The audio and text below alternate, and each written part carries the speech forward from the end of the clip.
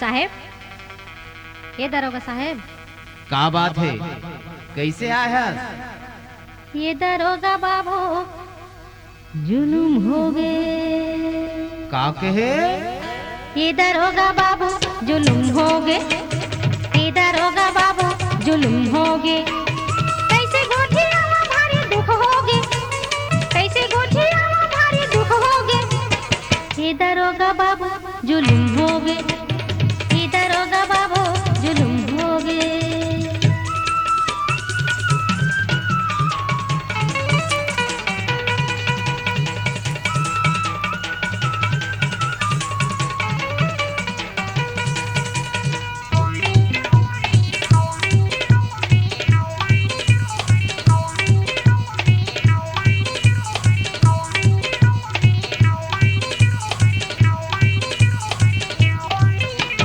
वो दिन आवत रहे संझा बाजार ले, एक झंचेली रोगहा धरली उतार के।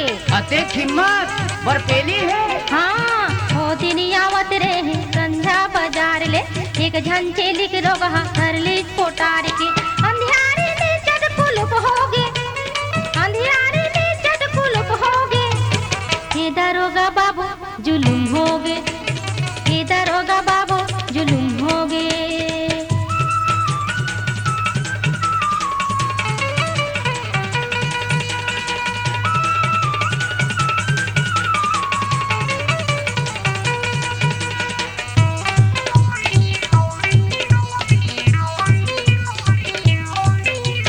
बिही खाए बल गेले हैं बिही बाली, रखवाले अब्बल कलाई छेले खाली। ऐसा चाल है रखवार के। हाँ, बिही खाए बर गेले हैं बिही बारी, रखवाले अब्बल कलाई छेले खाली। सुनाया चोर मोड़ा रुक हो गे। सुनाया चोर मोड़ा रुक हो गे। ये दरोगा बाबू जुलूम हो गे। ये दरोगा बाबू जुलूम हो गे।